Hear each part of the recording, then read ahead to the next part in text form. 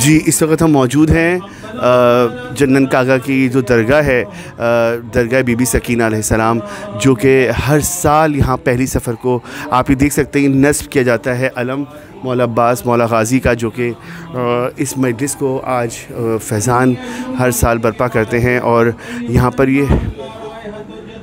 یہ خاص یہ مجلس ہے جو کہ آج کی جاتی ہے. یہاں پر علم نصب کیا جاتا ہے خاص، اور یہ جو 2 سفر ہے اس میں خواتین کی بہت بڑی قدیمی مجلس ہوتی ہے ہر سال، جس میں ہزاروں کی تعداد میں خواتین شرکت کرتی ہیں.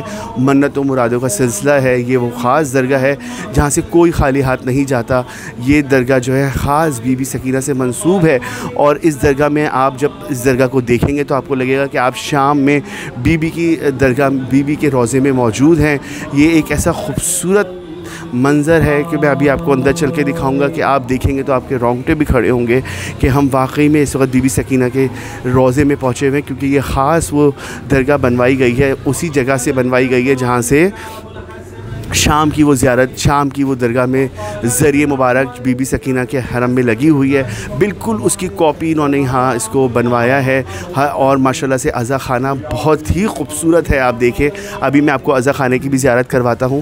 اور یہ ایک خاص درگاہ ہے جو پورا سال یہاں موجود ہے، اور جنن آنٹی جو ہیں پورا سال اس کی خدمت کرتی، یہاں کے آنے والے زائرین کی خدمت کرتی ہیں، اور پورا سال یہ درگاہ اسی طرح رہتی ہے. میرے ساتھ اس وقت موجود ہیں گڈو بھائی، جو کہ خادم بی بی زینب علیہ السلام کے حرم. ان کو شرف یہ حاصل تھا کہ وہ اور ان کی مسز، آئیے گڈو بھائی، وہ اور ان کی مسز بہت سال بی بی زینب علیہ السلام کی انہوں نے خدمت کی، اور پاکستان سے جانے والے تمام زائرین کو وہ زیارت بھی کراتے تھے. وہ خاص زیارت کراتے تھے اس وقت جب بالکل درگاہ بند ہو چکی ہوتی تھی، اور وہ ہم خالی درگاہ میں جا کے بی بی کے حرم کی، بی بی زینب کے علیہ السلام کے حرم کی زیارت کیا کرتے تھے. یہ شرف گڈو بھائی کو بہت عرصے تک حاصل رہا، اور وہ چابی ان کے پاس بھی ہوا کرتی تھی. ان کے مسز بھی یہ خدمت گاروں میں شامل رہیں بی بی زینب کے حرم کی. تو آج خوش نصیبی ہے کہ وہ ہمارے ساتھ اس وقت موجود ہیں. آئیے جانتے ہیں بی بی سکینہ کی اس درگاہ کے بارے میں، کیونکہ خود پڑوسی ہیں، خود ان کے پڑوس میں رہتے ہیں اس درگاہ کے. وہ اس بارگاہ کے بارے میں ہمیں بتائیں گے یہ کب سے یہ درگاہ قائم ہوئی، اور اس کی مجلس کا اور اس درگاہ کے بارے میں کیا سچائی ہے. جی السلام علیکم. 30 سے 35 سال ہو گئے مولا کی ڈیوٹی کرتے ہوئے. یہاں پر ہمیں دیکھتے ہوئے ہم چھوٹے سے تھے. جنن باجی اور ان کے شوہر تھے بھائی کاظم رضا نام تھا جی ان کے شوہر کا. تو یہ یہاں سے نائجیریا چلے گئے، شفٹ ہو گئے. 2 بچے ان کے، ایک فراہم بیٹی بڑی اور خرم ماشاءاللہ سے، 4 فیملی ممبر. اچھا، یہ گھرانہ شروع سے ایک عزاداری کے حوالے سے، اور بڑے عقیدت مند اور بہت ہی باادب لوگ. تو ہمارا بالکل برابر میں یہ 592 اور ہمارا 591 ہم پڑوسی تھے، اور ہمارے بہت محبت پیار ہماری والدہ کے ساتھ. ہماری والدہ مرثیہ پڑھتی تھی تو آنا جانا تھا. ہم بہت چھوٹے سے آتے ہیں. تو یہ یہاں سے اپنا ایجوکیشن کے حوالے سے کاظم جو تھے ان کے شوہر، وہ یہ چلے گئے نائجیریا رہتے رہے. تو یہ عزادار تو تھے، ان کو وہاں بشارت ہوئی خواب میں کہ بی بی سکینہ کا تابوت ہے. پھر قسمت سے جب ٹرانسفر ہوا تو شام اس زمانے میں زیارتوں پہ کربلا، یہ شام بڑا قسمت ہوتی تھی. ان کا نصیب ہو گیا، مولا نے کسی طرح سے یہ شام چلی گئیں. جب چھوٹی بی بی رقیہ سلام اللہ، جہاں بی بی سکینہ بولتے ہیں، ہم شام میں رقیہ بولتے ہیں، جب وہ گئیں تو انہوں نے وہی چیز دیکھی جو ان کو بشارت خواب میں ہوئی تھی. پھر اسی سال یہ پاکستان آئے، آنے کا 2 سال. تو 2 سفر کی مجلس، قدیمی مجلس ہے، اور اس کی اتنی روحانیت ہے اس مجلس کی کہ ہم بتا نہیں سکتے. ہم اس دن گھروں میں نہیں رہتے تھے، یہ اس لیے کہ ہم لڑکوں کو اجازت نہیں ہے. یہ عورتوں کی مجلس ہے، بی بی سکینہ کا تابوت ہے. تو ہمارے بھی گھر میں، ہمارے خاندان میں بزرگوں نے بولا ہے کہ 5 سال سے اوپر کا بچہ گھر میں نہ ٹہکے، باہر نکل جائے مجلس کے دوران. پھر تو جب ہم نے یہاں یہ ڈیوٹی دیکھی پہلے سال سے، اب آج مولا کا صدقہ یہ کہ پوری دنیا میں مشہور ہے یہ عزاداری کے حوالے سے، اور عقیدے کا لوگوں کی مرادیں، منتیں. اب کل کا جو دن ہے، صبح سے جو مولا یہ بھی چھوٹی بی بی کی زیارت جو ہوگی، اور یہ پوری جی یہ سلسلہ شام سے چلے گا. نذرانی مجلس ہوگی, پہلے 11 بجے ایک صبح مجلس ہوگی, پھر شام کو ایک بڑی مجلس ہوگی جس میں تمام عورتیں تمام دنیا کی, پھر پوری رات پھر یہ گریہ ہوتا رہے گا, یہاں رکھا رہے گا, پھر مردانی عزاداری شروع ہوگی. لائٹ بند ہوتی ہے, پوری رات ماتم داری مردانی ہوتی ہے, اندر انجمن ساری ہوتی ہے. نوے خان جس کی خواہش آئے پڑھے, زیارت کرے. باہر سے باہر, اندر کوئی نہیں جا سکتا, مردوں کی طرف سے کوئی نہیں آ سکتا. باہر جو یہ پورشن بنا ہوا ادھر. پھر صبح 4:30 بجے جب یہ ودیہ ہوتا ہے, پھر ایک زنانی مجلس ہوتی ہے, اور اس میں زنانی مجلس ہونے کے بعد بہت گریہ ہوتا ہے. اس کے بعد اس کو تابوت کو بڑھا دیا جاتا ہے. پھر یہ صبح تک اس کے بعد 11 بجے تک اس کی کمپلیٹ کام کر کے اس دن 3 سفر کو 12-1 بجے تک سب لوگ فارغ ہوتے ہیں. جو کل صبح سے لگیں گے, ڈیوٹیاں تو چھوٹی چھوٹی آج کا 2-3 دن سے ہو رہی ہیں, اور پہلی محرم سے اب تک عزاداری ہو رئی ہے. نہیں, پہلی محرم سے اب تک ہو رہی ہے عزاداری. اس گھر میں پوری سال سجی رہتی ہے, پوری سال. یہ یہاں پر اب تو شبیہ امام حسین علیہ السلام, شبیہ مولا ابوالفضل عباس علیہ السلام, اور بی بی سکینہ تو سلام اللہ کی پہلے سے شبیہ. تو یہ جو جنن بازی ہے, خدمت کے طور پہ کوئی پائی پیسہ کسی سے کچھ نہیں لیا جاتا. جس کو کرنی ہے مجلس, ٹائمنگ ہے مجلس میں, پرانی کسی کی مجلس نہیں آپس میں ٹکرا رہی تو 100 بسم اللہ کریں آ کر. اور اسی طرح سے قائم عزاداری ہے, اور ہر آدمی اپنی جگہ پہ آ کے کام کرتا ہے. ان کے جو 2 ہی اولاد ہیں, ایک ان کی بیٹی ہیں, میں بار بار نام نہیں لیں, لیکن ان کی ایک بیٹی ہیں اور ایک بیٹا. لیکن کل ان کے سینکڑوں بیٹا اور بیٹی ہیں, اور اس کے علاوہ بھی سینکڑوں بیٹا بیٹی ہیں جو کل کھڑے ہوں گے. کوئی سبیل کرا رہا ہوگا, کوئی نیاز کرا رہا ہوگا, کوئی ڈیوٹی پہ کھڑا ہوگا, کوئی جنن آنٹی, کوئی جنت بی بی, کوئی جنت خالہ, کوئی جنن باجی. مشہور زمانہ ہے, مشہور زمانہ ہے. عزاداری نے ان کو اتنا مشہور کر دیا, ہر دل میں موجود ہے جنن انٹی, اور پوری انہوں نے تفصیلات بتائی. اس وقت مجلس کا آغاز ہو چکا ہے. آج یہ آپ نے دیکھا کہ علم بھی نصب ہے, اور اس وقت مجھے مرثیہ بھی پڑھنا ہے یہاں پر, اور انشاءاللہ آپ کو ہم اس کے بعد باقی تفصیلات گڈو بھائی سے ہی لے کر دیں گے. انشاءاللہ یہ ہمارے ساتھ رہیں گے, اور اندر کی درگاہ کے بارے میں بھی سارا آج ہمیں یہ بتائیں گے, اور ان کے فیملی سے بات کرتے ہیں. آپ دیکھتے رہیے قائم ٹی وی. میں ہوں خاور رضا نقوی. ورب الكعبہ اللہم صلی علی محمد. سلام چھوٹا سلام میں سیٹنگ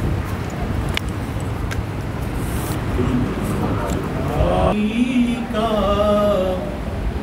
اے زندگی کا بھروسہ نہیں ہے,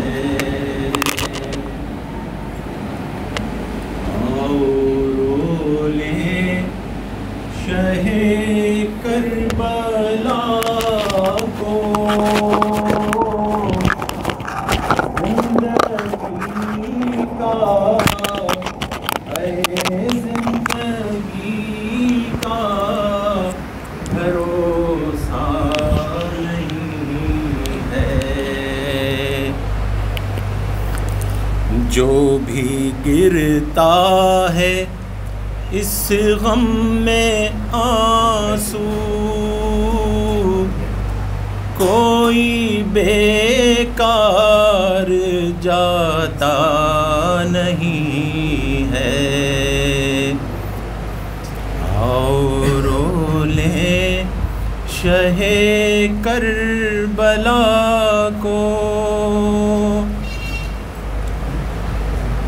جب جلے ہوں گے خیمے حرم کے,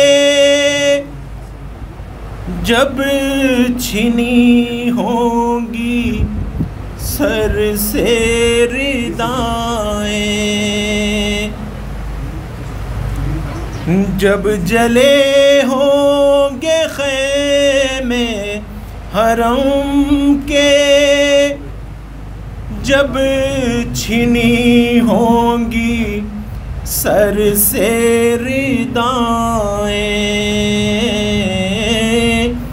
کیا بنی ہوگی سہدانیوں پر, کیا بنی ہوگی سہدانیوں پر, یہ سما دل سے جاتا نہیں ہے. آؤ رو لیں شہ کربلا کو، زندگی کا ہے زندگی کا بھروسہ نہیں ہے.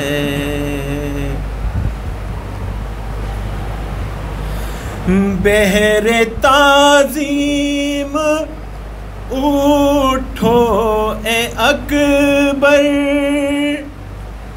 پردہ داری کرو میرے دلبر.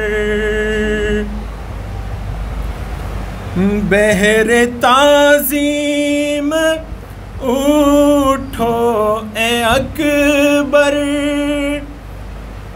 پردہ داری کرو میرے دلبر. آ رہی ہے سواری پھوپھی کی، آ رہی ہے سواری پھوپھی کی،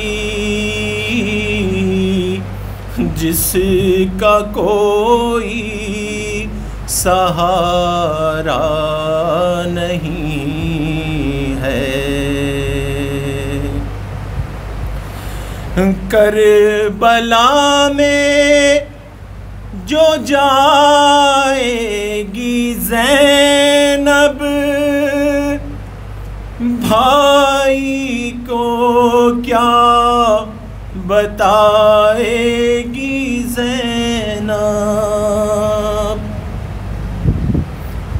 کربلا میں جو جائے گی زینب، بھائی کو کیا بتائے گی زینب. چھٹ کے جو قید سے آ رہے ہیں، چھٹ کے جو قید سے آ رہے ہیں، ان میں پیاری سکینہ نہیں ہے. آؤ رو لیں شہ کربلا کو، زندگی کا بھروسہ نہیں ہے. جب مدینے میں جائے گی زینب، کیا بتائے گی صغرا کو زینب. جب مدینے میں جائے گی زینب، کیا بتائے گی صغرا کو زینب. وہ نشان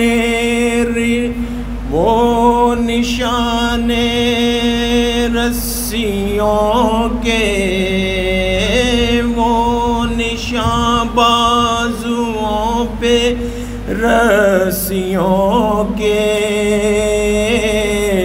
نیل اب تک بھی چھوٹا نہیں ہے. آؤ رو لیں شہ کربلا کو،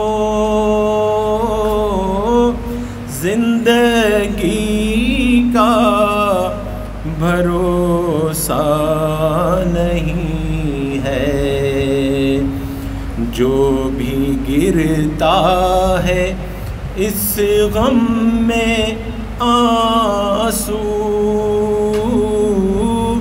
کوئی بیکار جاتا نہیں ہے۔ اور رو لیں شہ کربلا کو، اور محمد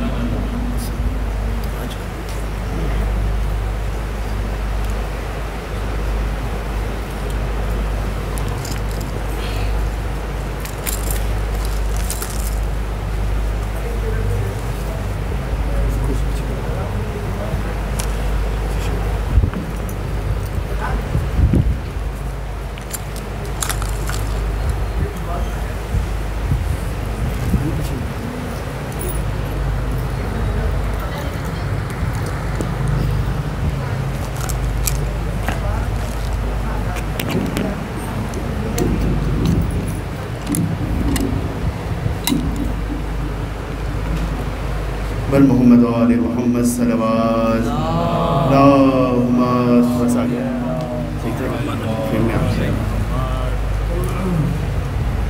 برائے خوشنودی امام زمانہ علیہ السلام بلند تر صلوات اللہم صلی علی محمد و آل محمد۔ درگاہ بی بی سکینہ ہے اور آج پہلی سفر ہے، علم نصب کیا گیا ہے، تو مولا پاس کی شان میں 4 مصرے میں پیش کروں۔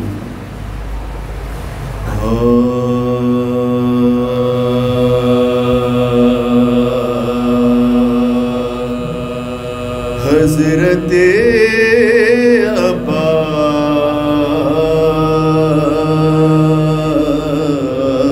عباس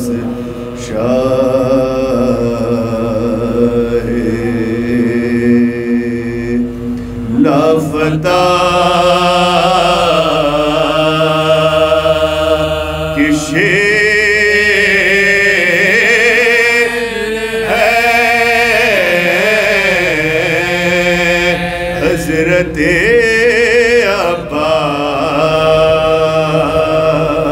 عباس شاہ لافتہ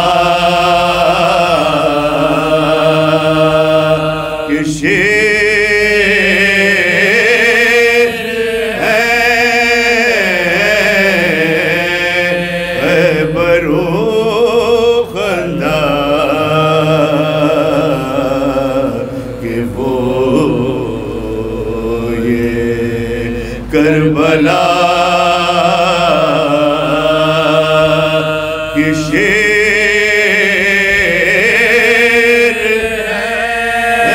ہے، کیوں نہ ہو ہر جنگ میں یہ مثل ہے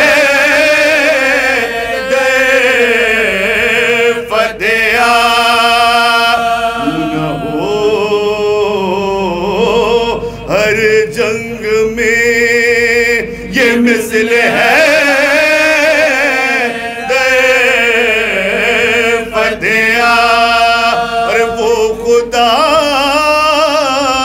کے شیر، یہ شیر خدا کے شیر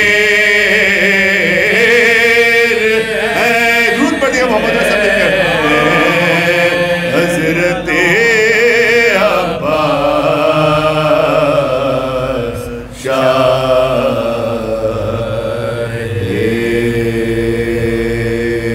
بل محمد و آل محمد صلوات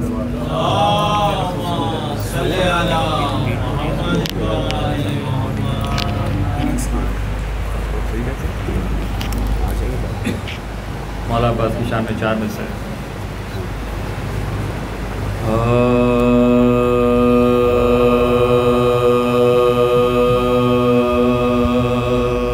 جس نے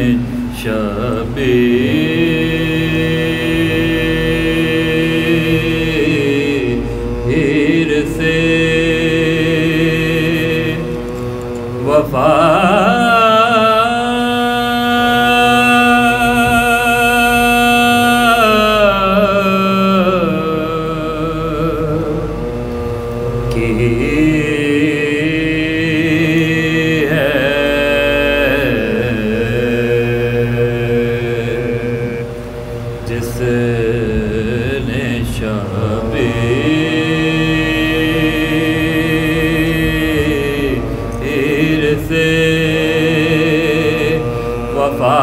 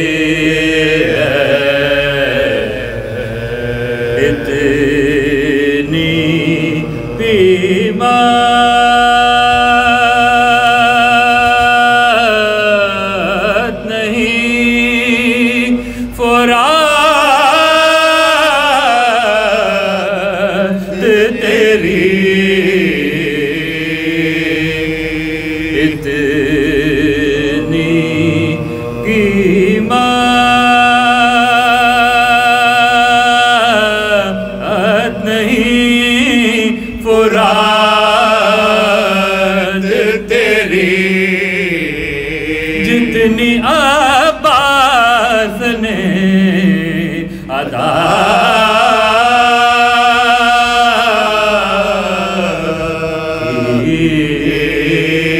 درود پڑھنے کا محمد والا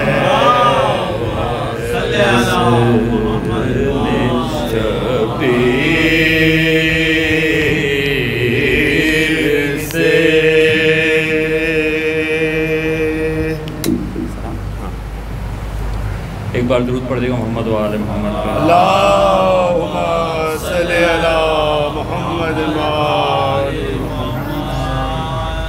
سلام کے چاند اشار پیش خدمت.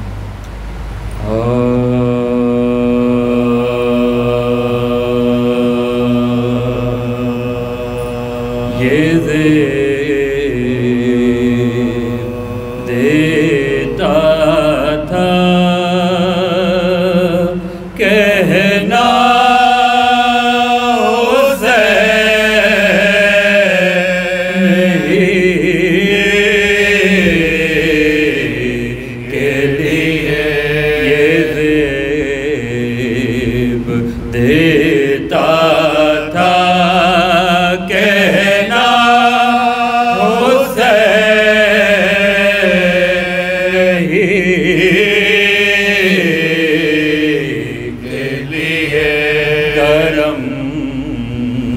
بھیک نہ مانگو گا زندگی کے لیے دیتا تھا کہنا حسین کا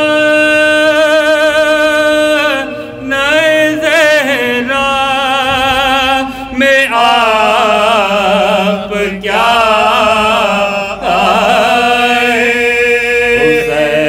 حسین کا نئے زہرا میں آپ کیا چراغ مل گیا کعبے روشنی کے لیے یہ زیب دیتا تھا کہنا خدا نے ڈوبتے سورج کو کر دیا واپس. خدا نے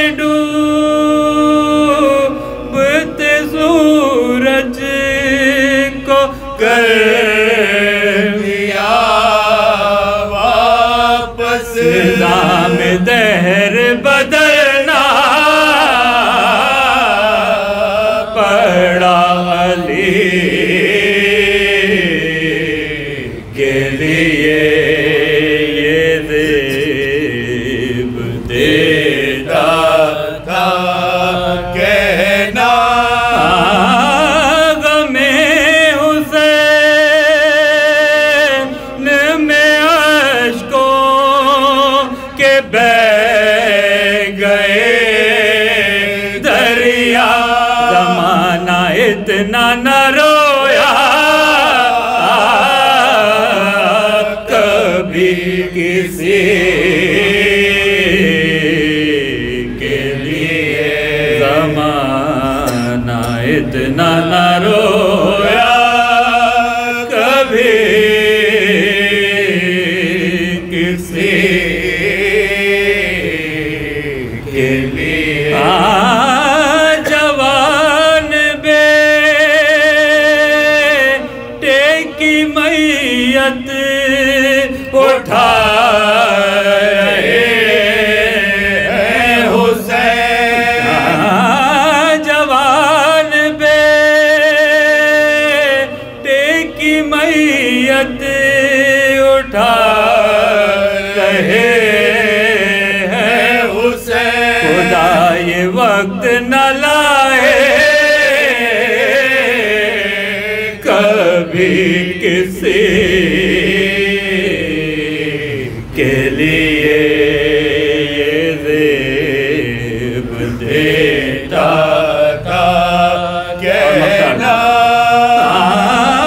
میں ساتھ لے کے تجمل لحد میں جاؤں گا غم حسین نہیں سے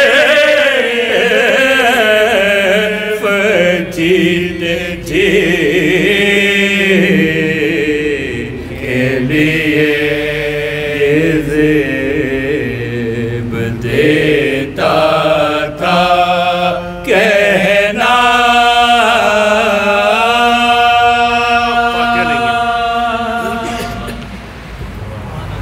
بل محمد و آل محمد صلوات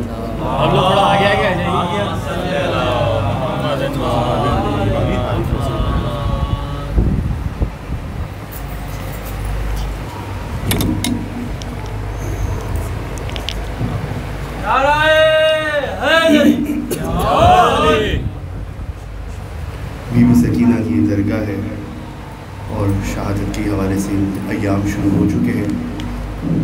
سلام میں کچھ اشعار میں بی بی کے حوالے سے پڑھوں گا اور مرثیہ بی بی کے حوالے سے ایک بار سب مل کے درود پڑھ دیں. محمد و آل محمد صلی اللہ محمد و آل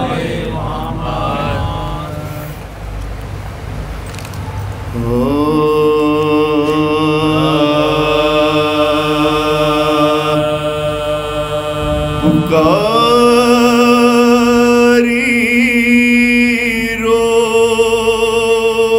کے سکینہ بڑا اندھیرا ہے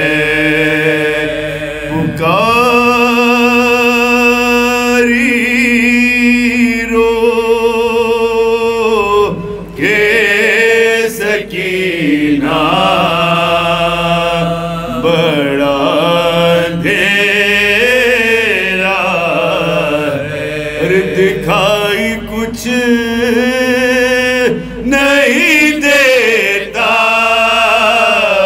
دکھائی کچھ نہیں دیتا بڑا اندھیرا ہے پکاری رو کے سکینہ بڑا اندھیرا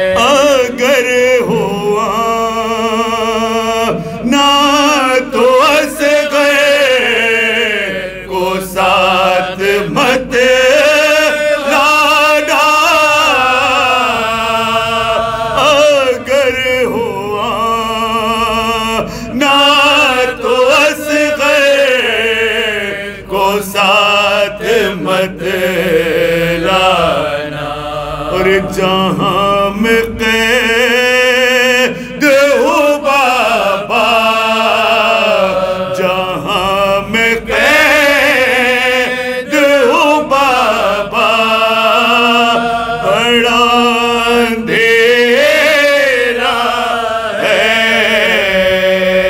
بہت تڑپتے تھے سجاد یہ صدا سن کر،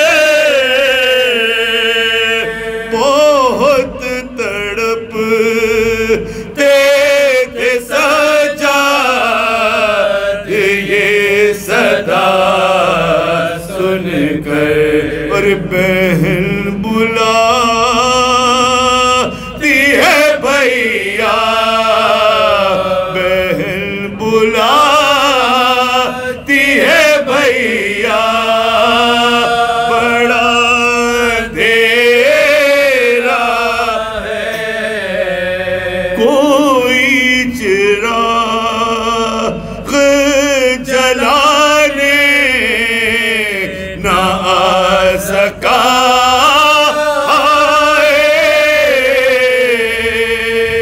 کوئی چراغ جلانے نہ آ سکا، اور پکارتی رہی دکھیا، پکارتی رہی دکھیا، بڑا اندھیرا ہے، پکاری رو کے سکینہ، بڑا اندھیرا ہے۔ فاتحہ برائے نزد شہداء کرام علیہ السلام۔ الحمدللہ رب العالمین الرحمن الرحیم مالک یوم الدین،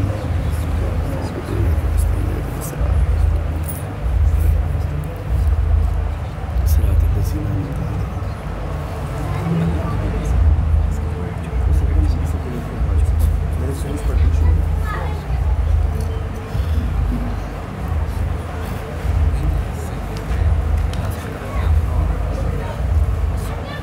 مرثیہ بی بی سکینہ کی شہادت کے حوالے سے، کیونکہ درگاہ بی بی سکینہ کے ہے تو سلام سوز مرثیہ میں نے بی بی کی شہادت کے حوالے سے ہی رکھا۔ ایک بار سب مل کے درود پڑھ دیے گا، محمد و آل محمد، اللہم صلی علی محمد و آل محمد۔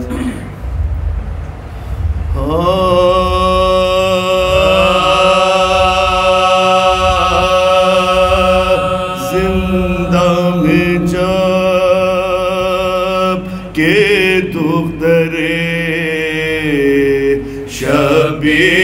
شبیر مر گئی، زندہ میں جب کہ دختر شبیر مر گئی، دنیا سے دفتر سفر خلد کر گئی، اور کنبے کے دل پہ داغ جدائی کا کر گئی، اور خل پڑ گیا حسین کے عاشق گزر گئی، خل پڑ گیا حسین کی عاشق گزر گئی، اور جنت بسائی چھوڑ کے دنیا کے باغ کو، اور تازہ کیا ہے پھر علی اصغر کے داغ کو، تازہ کیا ہے پھر علی اصغر کے داغ کو، اور بازو ہلا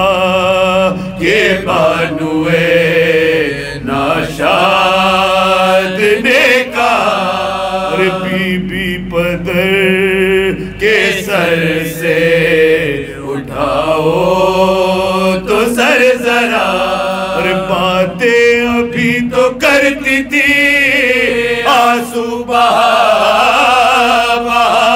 اور ساکت ہے نبض ہائے غضب سرد دست پا، اور منہ دیکھتے ہی سی کا نقشہ بدل گیا، اور کس وقت سانس رک گئی کب دم نکل گیا، کس وقت سانس رک گئی کب دم نکل گیا، اور قربان جاؤ مرنے کی ماں کو خبر نہ کی، اور باری میری غربت پا تم نے نظر نہ کی، اور یہ رات ماں کے ساتھ تڑپ کر بسر نہ کی، اور جی بھر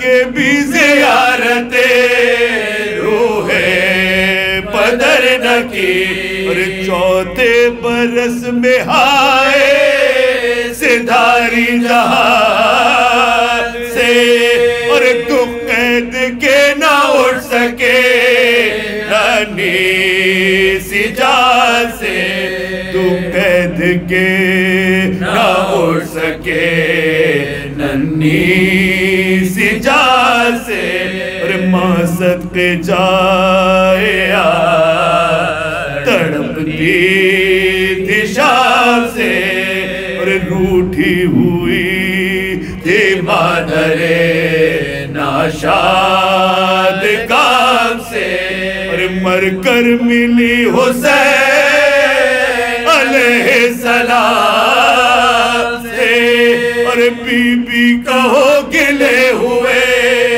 کیا کیا امام سے، اور یوں منہ کو موڑنا تو محبت سے دور ہے، اور قربان جاؤ ماں کا بھلا کیا اور آخری نوبت قصور ہے، قربان جاؤ ماں کا بھلا کیا قصور ہے، اور لو ہاتھ جوڑتی ہے یہ ماں ہے سکینہ جان، اور مجھ کو بلا لو تم ہو جہاں ہے سکینہ جان، اور ڈھونڈوں نکل کے تم کو کہاں ہے سکینہ جان، اور مادر کی قبر ہے یہ مکہ ہے سکینہ جان، اور میں جانتی ہوں ماں سے بدتر حیات کو، اب کون سوئے گا میرے پہلو میرا کو، اب کون سوئے گا میرے پہلو اور آخری بات میرا کو، کہہ دو حسین سے کہ سکینہ کی قضا، اور بیٹی کا جنازہ اٹھانے کو جلد اور سینے پہ سونے والی کو تابوت میں سلا، اور میت کے ساتھ چلنے کو عباس کو بلا، اور میت کے ساتھ چلنے کو عباس کو بلا، اور قاسم کو جائے قبر کی بھیجو تلاش کو، اور اکبر سے کہہ دو آکے وہ لے جائے لاش کو، اکبر سے کہہ دو دعا کے وہ لے جائے لاش کو، زندہ میں جا کہ دختر شبیر مر گئے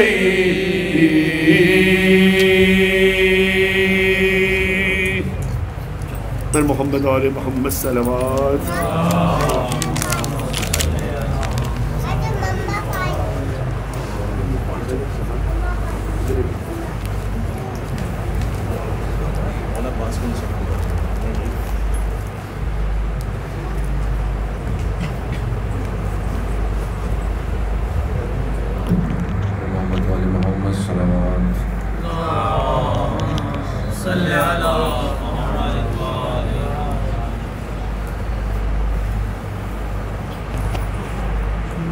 جب دفن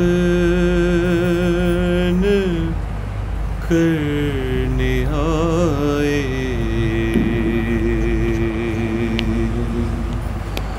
تنے پاش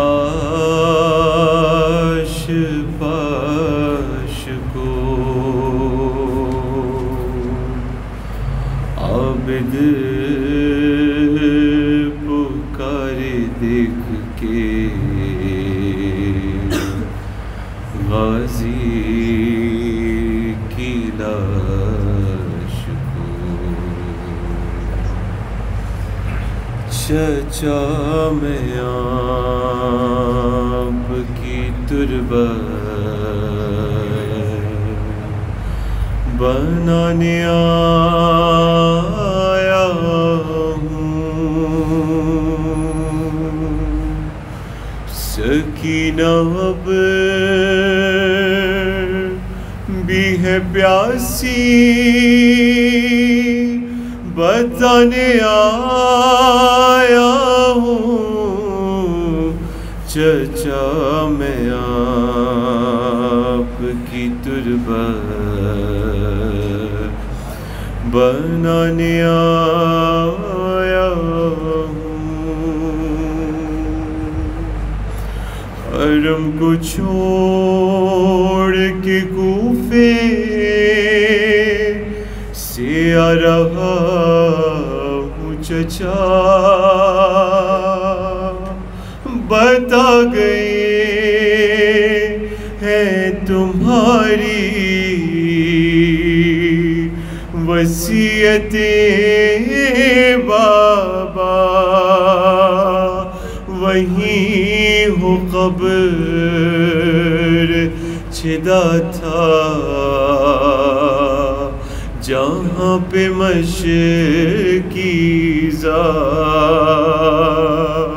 کیا تھا شے سے جو وعدہ نبھانے آیا ہوں. چچا میں آپ کی تربت بنانے آیا ہوں.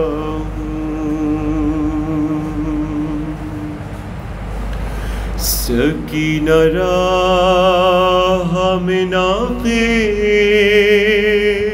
سے گر گئی تھی ابھی یہی ہے تازہ روایت کمر پہ لکھی ہوئی ہے جاری خون جو اس وقت ایڑیوں سے میری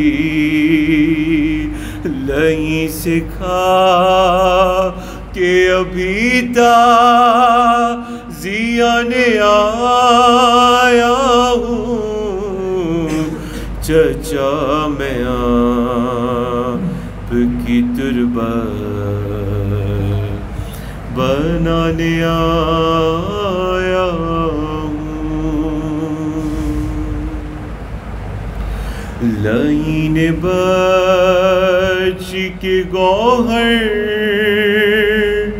کو ایسے چھینا تھا گری زمین پہ سکینہ میں خون روتا تھا وہ جس زمین سے کانوں پہ خون ٹپکا تھا، وہ خاک رکھنے تمہارے سرہانے آیا ہوں، چچا میں آپ کی تربت بنانے آیا ہوں۔ سکینہ اب بھی ہے پیاسی، بتانے آیا ہوں، چچا میں آپ کی تربت بنانے آیا ہوں۔ محمد وآل محمد صلی اللہ علیہ وسلم۔ اللہم صلی علی محمد وآل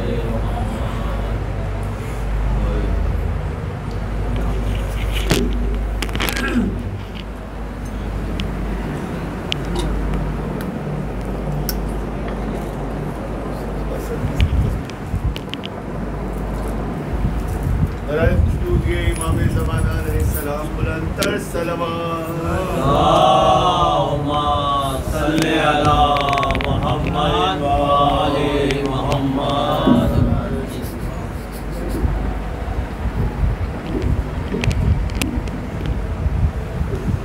پر محمد علی محمد صلوات۔ اللہم صلی علی محمد وآل محمد۔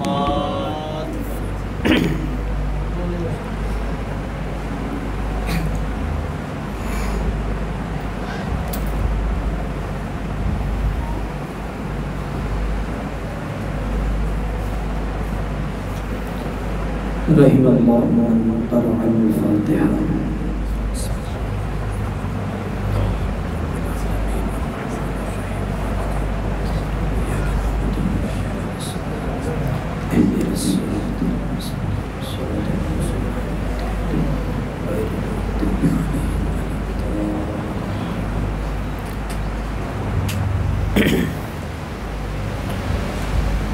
أعوذ بالله السميع العليم من الشيطان اللعين الرجيم، بسم الله الرحمن الرحيم، الحمد لله الذي لا يبلغ مدحته القائل ولا يحصي نعماءه العاد ولا يعدي حقه المجتهد، الذي لا يدركه الحمم ولا يناله غوص الفتن، الذي ليس لصفته حد محدود ولا نعت موجود ولا وقت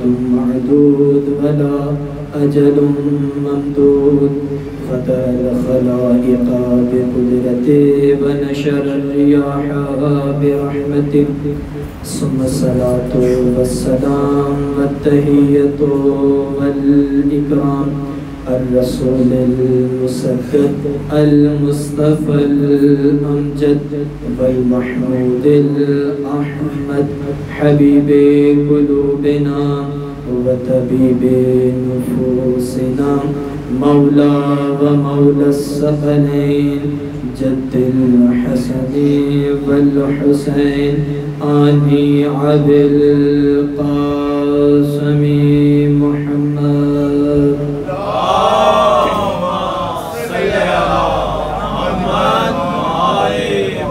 وعلى آل بيته الطيبين الطاهرين المعصومين، الذين أذهب الله عنهم الرجس وطهرهم تطهيرا.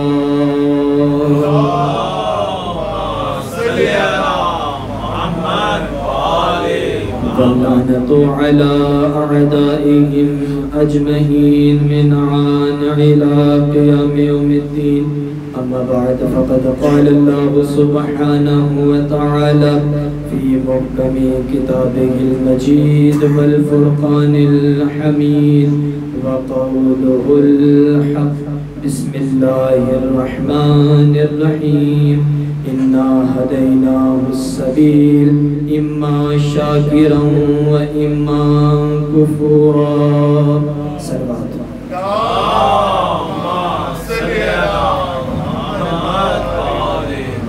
دعا گو ہے کہ پروردگار دو عالم بانیان مجلس کا یہ بالخلوص اہتمام آپ مومنین کا چل کے فرش عزا پر آنا غریب کربلا خداوند متعال غریب کربلا کے صدقے میں اپنی بارگاہ میں قبول و منظور فرما. اے میرے پالنے والے جہاں کہیں بھی عزاداران مظلوم کربلا غریب زہرا کی عزاداری میں مصروف ہیں، پالنے والے تمام کی جان و مال و عزت و آبرو کی حفاظت فرما.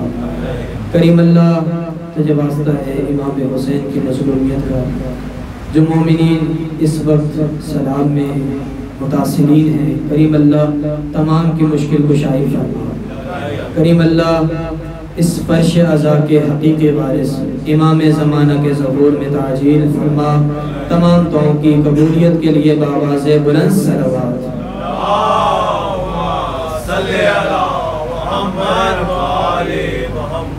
اگر زحمت نہ ہو تو آپ لوگ اگر سامنے آ جائیں گے تو گفتگو میں آسانی ہو جائے گی. صلوات پڑھیں محمد والے محمد.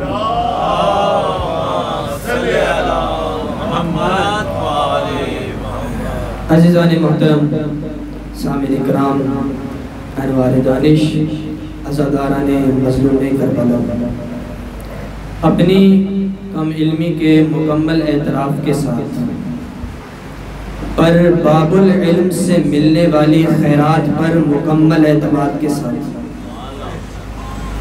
کوشش یہ رہے گی کہ جب تک آپ سے گفتگو کروں میرے دہن سے نکلنے والا ہر ایک جملہ در سیدہ پہ موجود خاک سے تیمم کرتا ہوا کعبہ مودت کی طرف سفر کرتا ہے. بہت ہی کم وقت میں انشاءاللہ بہت ہی مؤثر باتیں آپ کی سماعتوں کی نظر کروں گا، بشرط یہ کہ آپ کی توجہ میرے ساتھ ہونی چاہیے.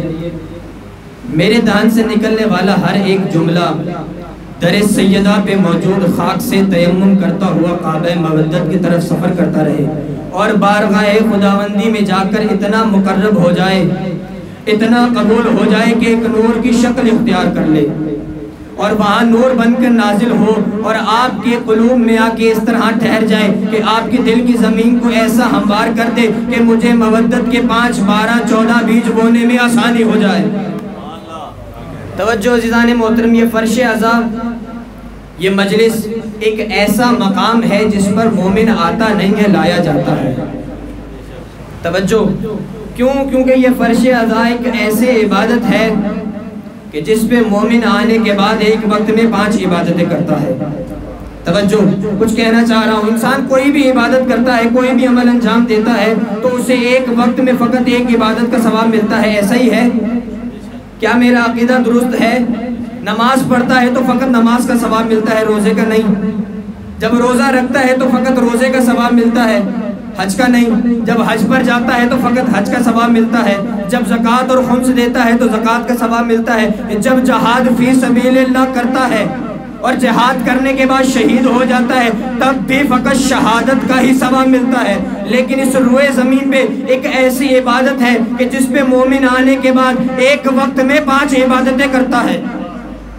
وہ کوئی اور عبادت نہیں، یہی فرش عزا ہے کہ جس پہ مومن آتا ہے، دوسرے مومنوں کی چہروں کی زیارت کرتا ہے، آنکھوں کی عبادت کرتا ہے. توجہ تھوڑا آپ بولیں گے تھوڑا سرور آ جائے گا. جب مومن فرش عزا پر آتا ہے، دوسرے مومنوں کی چہروں کی زیارت کرتا ہے، آنکھوں کی عبادت کرتا ہے، حق سنتا ہے، کان کی عبادت کرتا ہے، حق سن کے اس کی تائید میں بول کر اپنی زبان کی عبادت کرتا ہے، آل محمد کا نام سن کے ان پر درود بھیج کر اپنے دل کی عبادت کرتا ہے اور ان کے دشمنوں کا نام سن کے ان پہ لعنت کر کے اپنی روح کی عبادت کرتا ہے. صلوات پڑھیں محمد والے محمد. عزاداران مظلوم کربلا، یہ فرش عزا فقط فرش عزا نہیں ہے، یہ فرش عزا فقط فرش عزا نہیں ہے، کیونکہ یہ فرش عزا فرش وفا ہے۔ باب الحوائج کی مجلس ہے، یہ فرش عزا فقط فرش عزا نہیں ہے، یہ فرش عزا فرش وفا ہے، یہ فرش عزا فرش ہدا ہے، یہ فرش عزا فرش شفا ہے، یہ فرش عزا فرش دوا ہے، یہ فرش عزا فرش ہدا ہے، یہ فرش عزا فرش دوا ہے، یہ فرش عزا فرش شفا ہے، یہ فرش عزا مومنین کے لیے رحمت کی فضا ہے اور منافقین کے لیے لعنت کی سزا ہے۔ صلوات پڑھے محمد والے محمد صلی اللہ محمد والے محمد۔ غریب زہرا کسی چیز کا محتاج نہ کرے۔ آپ کی سماعتوں کا اندازہ ہو گیا، اب گفتگو کرنے میں آسانی ہو جائے گی۔ تو عزیزان محترم، سورہ مبارکہ حل عطا کہ جو مکمل اہل بیت کی شان میں نازل ہوئی ہے، اس سورہ میں سے ایک آیت کا ایک ٹکڑا آپ کی سماعتوں کی نظر کیا کہ جس کے اندر پروردگار دو عالم ارشاد فرماتا ہے کہ بسم اللہ الرحمن الرحیم انا ہدیناہ السبیل اما شاکرا و اما کفورا، کہ ہم نے اس انسان کو اپنے راستے کی طرف ہدایت کر دی ہے، ہم نے اس انسان کو اپنے راستے کی ہدایت دے دی ہے، اب اس کی مرضی ہے کہ رستے پر آ کر شکر گزار بن جائے یا رستے سے ہٹ کر کافر ہو جائے۔ توجہ، اب اس آیت کو سمجھنے کے لیے اللہ انسان کے بارے میں گفتگو کر رہا ہے کہ ہم نے اس انسان کو ہدایت اپنے راستے کی طرف ہدایت کر دی ہے۔ تو اس آیت سورہ کی ابتدا میں اللہ تعالیٰ انسان کا تعارف کراتا ہے کہ بسم اللہ الرحمن الرحیم هل اتى على الانسان حین من الدہر لم یکن شیئا مذکورا، کہ ایک وقت اس انسان پر ایسا گزر چکا ہے کہ یہ انسان قابل ذکر ہی نہیں تھا۔ قرآن ہے، قرآن کی آیت سورہ حل عطا کے اندر جا کے دیکھ لیجئے گا کہ اللہ کہہ رہا ہے کہ انسان پر ایک ایسا وقت گزر چکا ہے کہ یہ انسان قابل ذکر ہی نہیں تھا۔ اِنَّا خَلَقْنَا الْإِنسَانَ مِن نُطْفَةٍ أَمْشَاجٍ، پھر ہم نے اس انسان کو خلق کیا دو نجس پانیوں کو ملا کر۔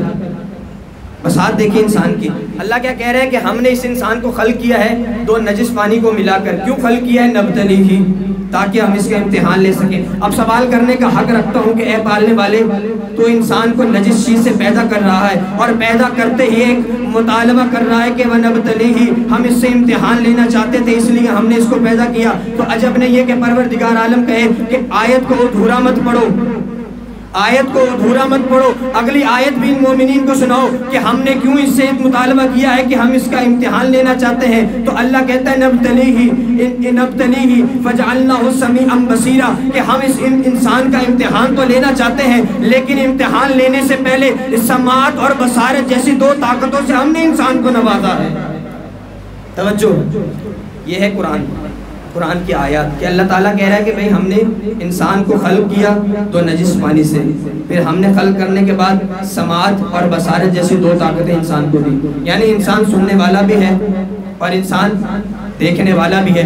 اگلی آیت جو میں نے آپ کے سامنے سرنامہ کلام پر ہے اِنَّا هَدَيْنَاهُ السَّبِيلَ اِمَّا شَاكِرًا وَإِمَّا كُفُورًا، کہ ہم نے اپنے راستے کی ہدایت اس انسان کو کر دی ہے، اب اس کی مرضی ہے کہ راستے پر آ کر شکر گزار بن جائے یا راستے سے ہٹ کر کافر ہو جائے۔ تو جب میں نے راستے کی تفسیر ڈھونڈی تو مجھے ایک حدیث نظر آئی کہ مشکل کشا شیر خدا علی ابن ابی طالب یہ کہتا ہوا نظر آتا ہے کہ میں ہوں صراط مستقیم، کہ جس کی ہدایت اللہ نے انسان کو کی ہے، اب جو بھی اس راستے کے ساتھ متمسک ہو جائے گا وہ فلاح پا جائے گا اور جو اس سے دور ہو جائے گا وہ ہلاک ہو جائے گا۔ صلوات پڑھے محمد والے محمد صلی اللہ محمد والے محمد۔ اب سورہ لقمان کے اندر اللہ کہتا ہے کہ ہم نے اس انسان کے لیے دنیا جہان کی ساری چیزوں کو مسخر کیا۔ کیا کیا؟ ہم نے اس انسان کے لیے دنیا جہان کی تمام چیزوں کو مسخر کیا۔ اب ہم نے اپنی نعمتیں اتاری نہیں بلکہ اپنی نعمتوں کی برسات کی ہے ان پر۔ اب اتنی برسات کے بعد اللہ کہتا ہے کہ ان میں سے اکثریت ان لوگوں کی ہے کہ جو اللہ ہی سے جھگڑنے کے لیے تیار ہیں۔ توجہ ہے، یعنی اللہ کہہ رہا ہے کہ ان میں سے اکثر لوگ ایسے ہیں کہ جو ہم سے ہی جھگڑنے کے لیے تیار ہیں۔ ان کی کیفیت کیا ہے؟ اللہ کہتا ہے کہ ہدایت ان کے پاس نہیں ہے، قرآن ان کے پاس نہیں ہے، یعنی ہدایت ان کے پاس نہیں ہے، قرآن اس کے پاس نہیں، یہ ہے انسان۔ اللہ اتنے ناز اٹھا رہا ہے اس انسان کے، اللہ کہہ رہا ہے کہ ہم نے اس کی ہدایت کی ہے، اسے بنایا ہے، اسے خلق کیا ہے، اسے سماعت اور بصارت جیسی طاقت عطا کی ہے، اور پھر ہم نے اس پر اپنی نعمتیں نازل نہیں کی، نعمتوں کی برسات کی ہے، اور یہ عالم ہے خداوند متعال کی خدائی کا کہ وہ اتنی نعمتیں دے رہا ہے، اتنے ناز اٹھا رہا ہے انسان کے، اور اللہ کہہ رہا ہے کہ یہ انسان ایسے ہیں ان میں سے کہ جو ہم سے ہی جھگڑنے کے لیے تیار ہے۔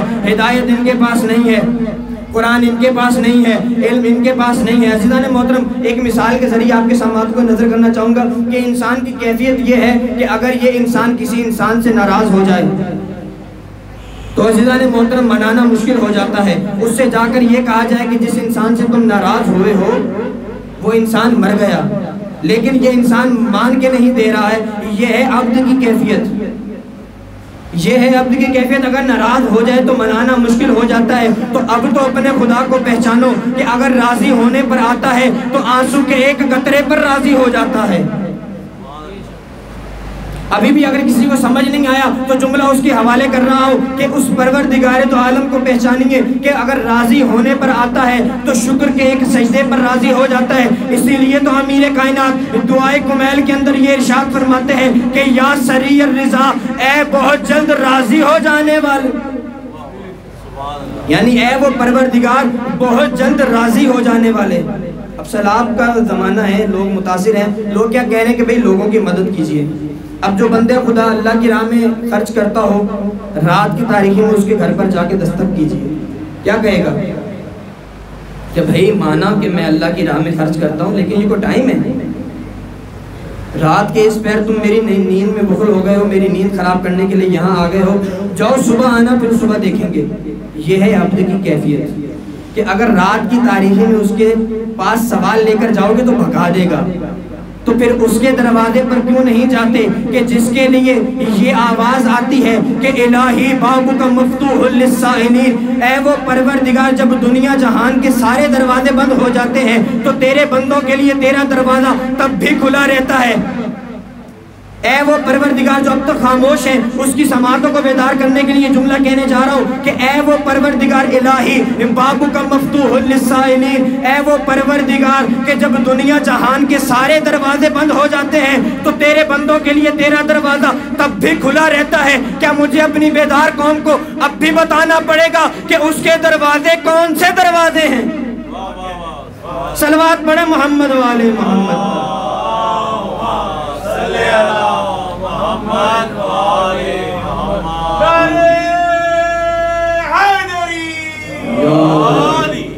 یعنی اب بھی بتانا پڑے گا کہ اس کے دروازے کون سے دروازے ہیں۔ قرآن کی آیتیں آپ کے سماعتوں کی نظر کی عزیزان محترم، قرآن ایک ایسی چیز ہے کہ اگر اس سے دوستی ہو جائے تو پھر دنیا میں کسی چیز کی ضرورت نہیں، کسی دوست کی ضرورت نہیں رہے گی، بشرطے یہ کہ قرآن کو ایسے سمجھو جیسے آل محمد نے سمجھایا ہے۔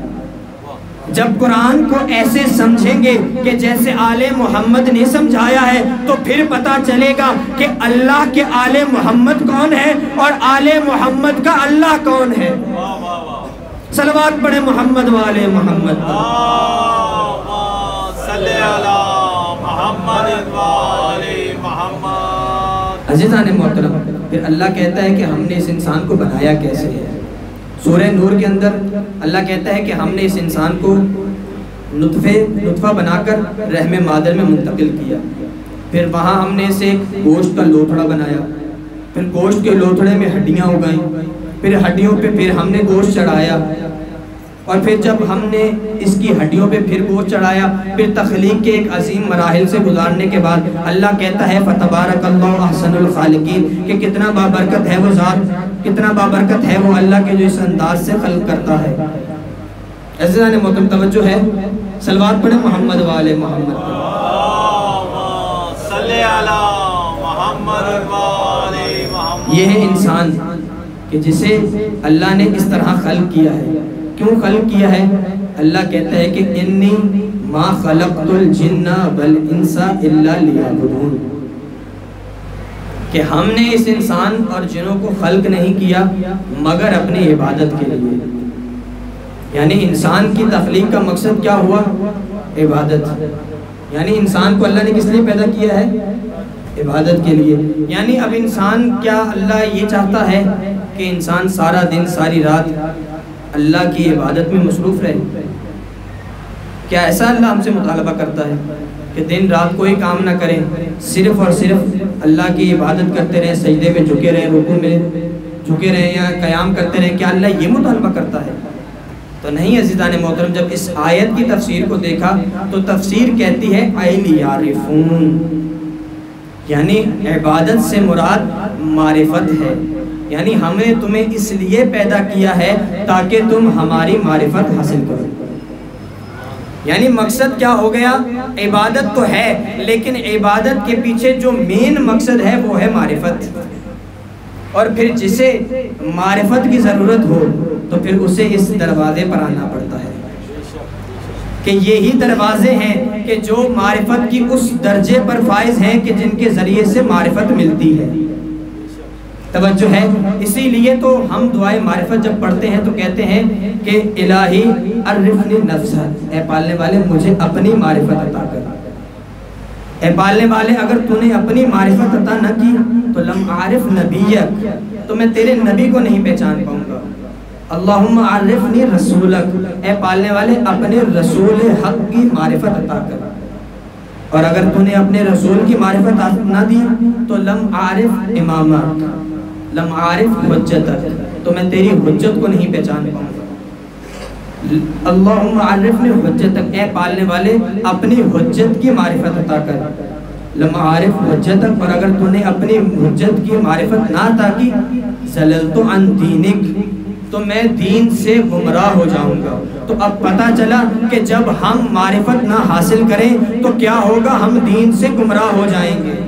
صلوات پڑھیں محمد والے محمد.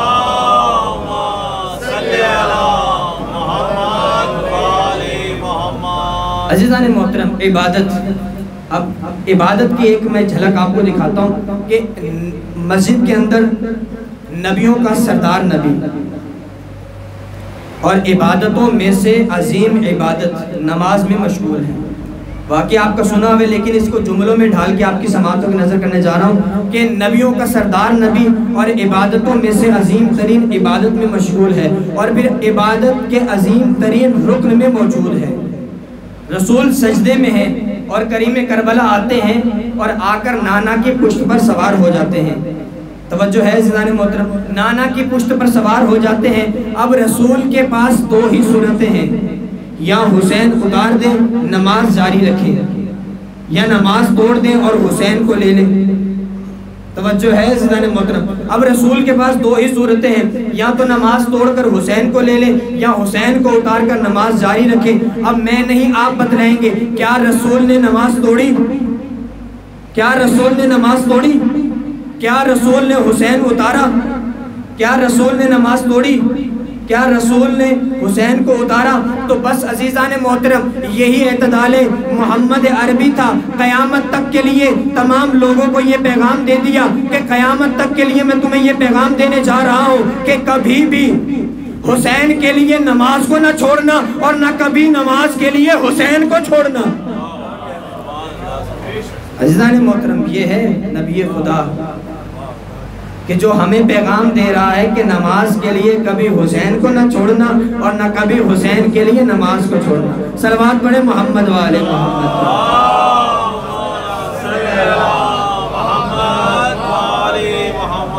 عزیزان محترم رسول خدا صلی اللہ علیہ وآلہ وسلم کی ایک حدیث ہے کہ یا علی آپ کو، یا علی اللہ کو کسی نے نہیں پہچانا آپ کے اور میرے علاوہ،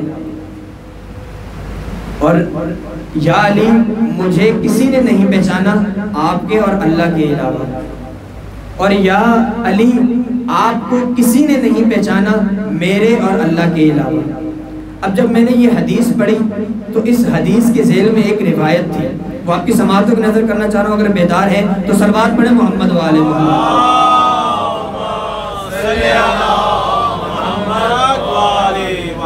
روایت کچھ یوں ہے کہ ایک دن ایک سائل آیا مسجد نبوی میں اور سلمان سے آ کر پوچھا کہ بتائیے وہ شخص کون ہے؟ تو سلمان کہتے ہیں کہ وہ تو وہ ہے اور وہ ہے. اور یہ جو درمیان میں ہے اسے میں نہیں جانتا. توجہ ہے عزیزان محترم. سلمان نے کہا یہ جو درمیان میں ہے میں اسے نہیں جانتا. اور وہاں کوئی اور بھی موجود تھا. جیسے ہی اس نے سنا کہ سلمان نے کہا کہ میں علی کو نہیں جانتا، فوراً بھاگے رسول کی خدمت میں. کہا یا رسول اللہ، آپ نے سلمان کے بارے میں کہا کہ سلمان منا اہل بیت. اب سلمان کو سلمان فارسی مت کہو، سلمان محمدی کہو، کیونکہ سلمان منا اہل بیت، سلمان ہم اہل بیت میں سے ہے.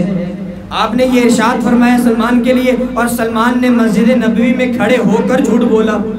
توجہ ہے زنان محترم. رسول نے کہا سلمان کو بلائیے. اب سلمان کو بلایا گیا. سلمان آئے، کہا لبیک یا رسول اللہ، آپ نے بلایا، آپ پر میری جان بھی قربان. کہا سلمان یہ شخص کہتا ہے کہ آپ نے مسجد نبوی میں کھڑے ہو کر جھوٹ بولا. توجہ. اب سلمان سے رسول اللہ نے کہا سلمان یہ شخص کہتا ہے کہ آپ نے مسجد نبوی میں کھڑے ہو کر جھوٹ بولا. تو سلمان نے ہاتھوں کو جوڑ کر کہا کہ یا رسول اللہ اس شخص سے پوچھئے تو صحیح کہ جھوٹ کیا بولا. توجہ ہے عزیزان محترم. اس شخص سے پوچھئے تو صحیح کہ میں نے کیا جھوٹ بولا ہے. تو وہ شخص کہتا ہے کہ یا رسول اللہ میں نے اپنی آنکھوں سے دیکھا اور کانوں سے سنا. ایک سائل نے آ کے سوال کیا علی کے بارے میں کہ یہ شخص کون ہے. تو اس شخص نے کہ سلمان نے کہا کہ یہ تو وہ ہے اور یہ وہ ہے، لیکن یہ جو بیچ میں ہے اسے میں نہیں جانتا. اور سلمان وہ ہے کہ جو دن سے لے کے رات تک اور رات سے لے کے پھر صبح تک علی کے ساتھ ساتھ ہوتے ہیں، اور ایسے ہوتے ہیں جیسے اونٹنی کے ساتھ اونٹنی کا بچہ. اور یہ سلمان یہ کہتا ہے کہ میں علی کو نہیں جانتا. تو یا رسول اللہ یہ جھوٹ ہی تو ہوا.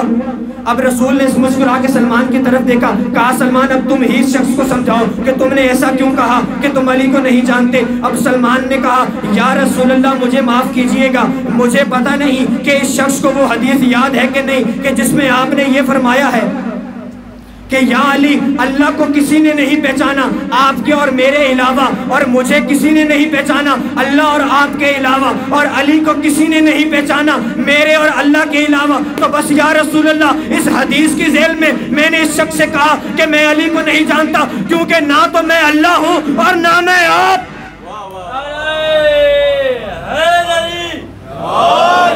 صلوات پڑھے محمد والے محمد.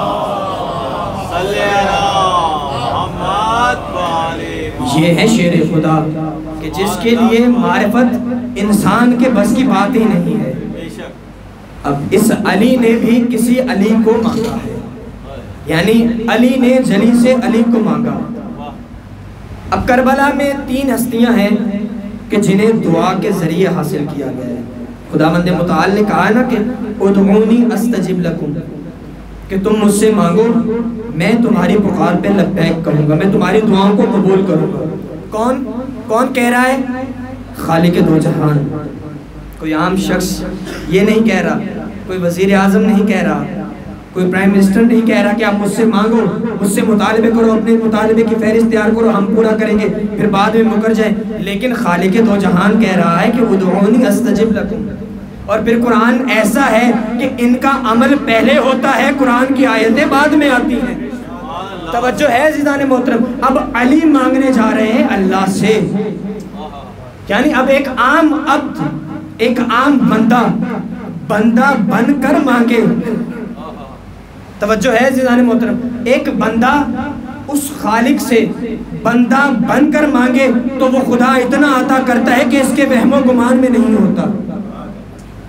اور پھر مانگے شیر خدا. اب علی مصلی پر ہے.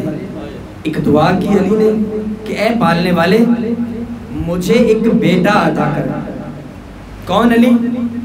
کہ جس کے پاس حسنین جیسے بیٹے موجود ہیں. کبھی کسی نے پوچھا یا علی آپ کے اتنے فضائل ہیں، بات یہیں سے انشاءاللہ پھر شروع کروں گا کہ یا علی آپ کے اتنے فضائل ہیں، ان فضائل میں سے سب سے پسندیدہ فضائل کون سے ہیں آپ کے؟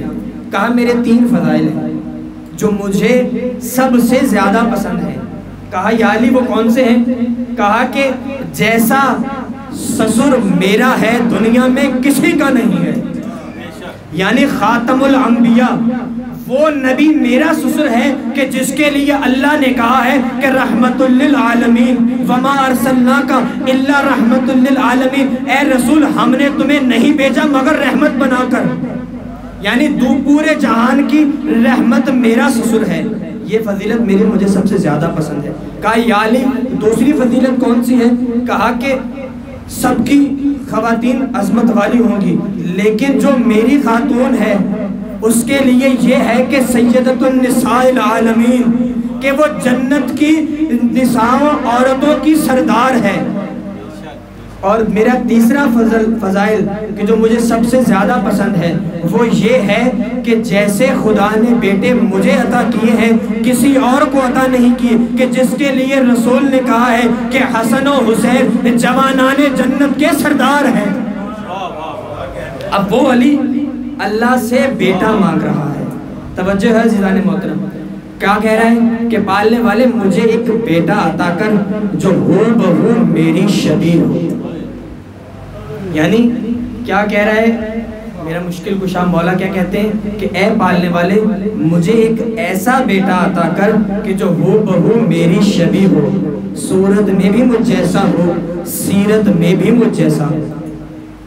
یعنی مولا کائنات اس دن کو یاد کر رہے ہیں کہ جب میری بچیاں مجھے یاد کریں کہ کوئی ایسا شخص ہو کہ جسے دیکھ کر میری بچیوں کو تسلی ہو۔ ایک ایسا بیٹا عطا کرے پالنے والے کہ جو کربلا میں میرے غریب حسین کی مدد کر سکے۔ عزیزان محترم، یہ مودت کی نشانی ہے عزیزان محترم۔ ابھی میں فضائل پڑھ رہا اور بہت سے لوگ ایسے ہیں کہ جن کی آنکھوں میں آنسو ہیں۔ کسی نے پوچھا صادق آل محمد سے کہ مولا بتائیے کہ کیسے معلوم ہو کہ دل زندہ ہے یا مردہ؟ تو مولا نے کہا کہ تم دیکھو، اگر کسی کا دل ہماری خوشی میں خوش ہوتا ہے اور ہمارے غم میں غمگین ہو جاتا ہے تو سمجھو اس کا دل زندہ ہے۔ تو عزیزان محترم، اب شیر خدا نے دعا مانگی، اب علی نے مانگا ہے اعلیٰ سے، اس خدا سے مانگا ہے، تو پھر خدا نے بھی دل کھول کر دیا ہے۔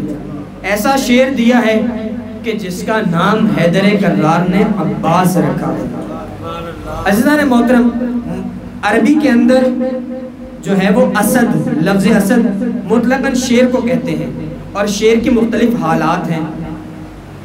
یعنی مکمل عام شیر کو اسد کہتے ہیں، اور وہ شیر کہ جو شکار کرتا ہوا ہو اسے کہتے ہیں زیغم، جو غراتا ہوا شیر ہو اسے کہتے ہیں زرغام، اور جو بوڑھا شیر ہو اسے کہتے ہیں غضنفر، اور جو چیر دیتا ہو اسے کہتے ہیں حیدر، اور جو اپنی آنکھ سے دوسرے شیروں پر ہیبت زدہ ہو جائے اسے عباس کہتے ہیں۔ اسی لیے تو بڑے ایک خطیب نے بڑا حسین جملہ کہا کہ ایک انسان کے چہرے پر کتنی آنکھیں ہوتی ہیں؟ 2 آنکھیں ہوتی ہیں، تو 9 لاکھ چہروں پر کتنی آنکھیں ہوئی؟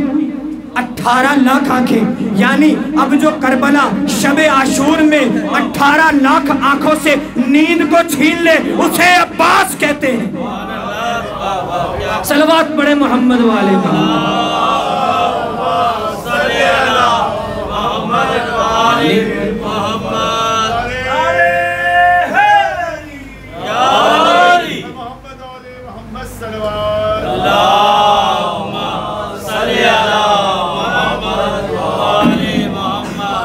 اسے عباس کہتے ہیں۔ یعنی جو 18 لاکھ آنکھوں کی نیند کو چھین لے اسے عباس کہتے ہیں۔ اب عزیزان محترم، آپ لوگوں کے گھر میں بچے ہوں گے، اب کسی خاندان میں اگر کوئی بچہ بہت ہی خوبصورت پیدا ہو جائے تو کیا کرتے ہیں خاندان والے؟ سارے القابات اس بچے کو دے دیتے ہیں کہ میرا چاند بھی یہ ہے، میرا سورج بھی یہ ہے۔ ماں کہتی ہے کہ یہ چاند کا ٹکڑا ہے، ماں کو بھی پتا ہے کہ یہ چاند کا ٹکڑا ہے، چاند کا ٹکڑا ہے، کیونکہ وہ ماں جانتی ہے کہ مکمل چاند کوئی اور ہے۔ یعنی اس بچے کو کہتے ہیں کہ چاند کا ٹکڑا ہے۔ اور ایک ایسا خاندان کہ جس میں سب ہی حسین ہو، یعنی جس خاندان میں ابو طالب جیسا حسین جوان ہو، جعفر طیار جیسا جوان ہو، حیدر کرار جیسا جوان ہو، حسنین جیسے شہزادے ہو کہ جن کا نام ہی حسن سے نکلا ہے۔ اور ایسے خاندان کے اندر اگر کسی کو اگر کوئی شخص یہ کہہ دے کہ قمر بنی ہاشم یہ ہے بنی ہاشم کا چاند، تو وہ شخصیت اور نہیں عباس علمدار ہے۔ یعنی وہ عباس سے علمدار ہے وہ چہرہ کہ جسے جنگ صفین میں حیدر کرار نے دیکھ کر، کیا عالم تھا عباس کے چہرے کا. جب بھی مولا جنگ پر جاتے تھے تو جناب زینب نے کہا تھا کہ عباس جب بھی باہر جاؤ تو اپنے چہرے پر نقاب ڈال کے رکھنا. میں نے سنا ہے کہ مدینے میں تم جہاں سے گزرتے ہو لوگ ٹھہر ٹھہر کر عباس کو دیکھتے ہیں، تو یہ نہ ہو کہ کہیں میرے بھائی کو کسی کی نظر لگ جائے. تو جنگ صفین میں بھی مولا کے چہرے پر نقاب تھی. پوری جنگ میں صرف ایک مختصر سا کہ کمرے بنی ہاشم کب کہا مولا نے. تو جب جنگ کی مولا نے بہت سے جو ہے وہ جنگجوؤں کو نارے جہنم کیا، تو جب یہ تیور دیکھا نا لوگوں نے، عباس کا سن 13 برس کا ہے، تو جیسے ہی عباس کے وار کو مخالفین نے دیکھا تو دیکھ کر کہا علی آ گئے، علی آ گئے، علی آ گئے. تو بس عزیزان محترم مجھے یہ کہنے دیجئے کہ جو اپنے تیور سے جنگ میں علی علی کروا دے اسے عباس کہتے ہیں. جب علی نے علی آ گئے، علی آ گئے، علی آ گئے کہ دیناروں کو بلند دیکھا تو ایک شخص کو بھیجا کہ جاؤ عباس کو بلا کر لاؤ. عباس نے جیسے ہی مولا کو حکم سنا زین سے زمین پر آئے اور ایک تلوار ہاتھ میں ہے کہ جس سے خون ٹپک رہا ہے. علی کی طرف آتے ہوئے دیکھا تو دیکھا امامے سے حسین زلفیں نمودار ہیں، چہرے پر پسینہ ہے اور پسینے کی جب ایک بوند ٹپکتی ہے ایسے لگتا ہے جیسے ستارے نظر آ رہے ہوں. جب حیدر کرار نے عباس کو اس عالم میں آتے ہوئے دیکھا تو کہا ہاذا قمر بنی ہاشم، یہ ہے قمر بنی ہاشم کا مکمل چاند. صلوات پڑھے محمد والے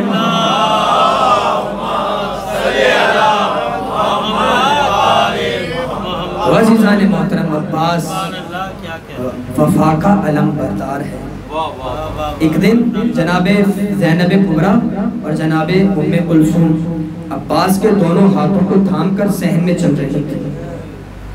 جب مولا مشکل کشا نے دیکھا تو کہا کیا میری بیٹیاں عباس کو چلنا سکھا رہی ہیں؟